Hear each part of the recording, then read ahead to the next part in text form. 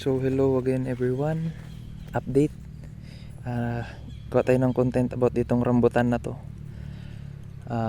Meron kasing nag-comment isa sa mga subscriber natin na kung tinatanggal ba daw natin yung bunga sa rambutan pala.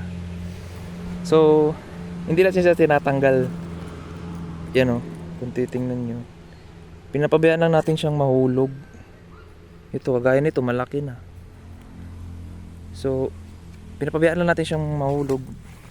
Hindi natin tinanggal kasi kusa lang siyang natatanggal dito. Kagaya nito, ilang araw lang to mahuhulog to siya, patay yan, tatanggal lang siya kusa. Kasi itong, kung tanggalin natin yan, dito pa rin kasi lalabas yung dahon. Kaya parang pinabayaan lang natin mag-mature tong sanga na to para dito lumabas yung dahon. So kahit ilan lang matira dito, okay lang. Pinabayaan lang natin siya, pinabayaan lang natin yung nature na magpahulog o magpatanggal sa kanya. Yan. Di ba? So, kumaga pa matira matibay. So, ganun lang yung ginagawa ko, pero hindi ko ba alam kung tama rin yung ginagawa ko or sa iba kung tinatanggal ba nila. Sinusubukan lang natin. Ito guys, epekto kasi ito ng El Nino, kaya namunga siya ng ganito pa kaliit. So, pwede rin talaga siya mamunga dahil, ayun, grafted siya, diba?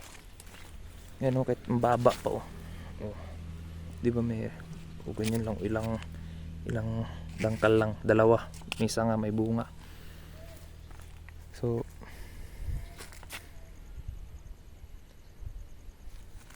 yan, pinapabayaan lang natin. So, meron pa tayo dun sa meron pa tayo dito. Ito yung nakaraan, ang daming bulaklak rin ito. Hindi niya dinevelop.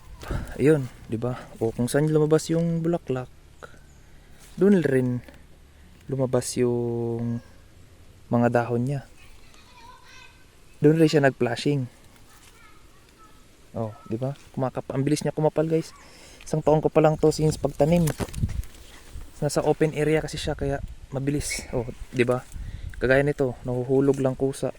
Pinapatay niyang kusa yung bunga niya. Tinira niya to, pero hindi ko alam kung madedevelop niya pa yun. So pinapabayaan lang nating mahulog, guys. Yan, gaya nito, tuyo na. Pero to, sa kabilang sanga niya, ito binuhay niya. May nang natatanggal. Kasi itong sanga na to, pag natanggal na yung mga bunga niyan, dito lalabas yung mga dahon niya. Diyan siya magpa-flashing ulit. Kagaya nito sa baba. Dating may bulaklak, ngayong may dahon. Tama, ngayon dating may bulaklak, ngayon may dahon na.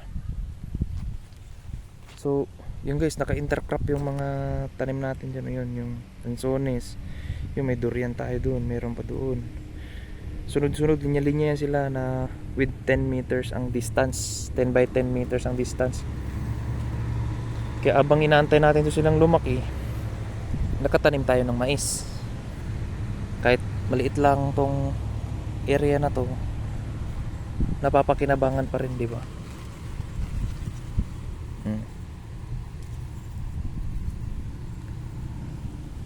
So meron rin tayong mga saging na naka-intercrop. So hindi lang tayo umaasa sa isang crop. Merong saging, merong mga prutas, merong mga mais. Diba? Tsaka ngayong panahon na to, time na to, maganda ng presyo lahat ng prutas, mapasaging man o mapamais. Ang ganda ng presyo ngayon. Ito, matagal pa to, ilang taon pa to bago mapakinabang. Although meron tayong makuhang pa konti-konti, pang own consumption lang. Diba? So ayun lang yung update, guys, sa mga tanim natin dito. Salamat.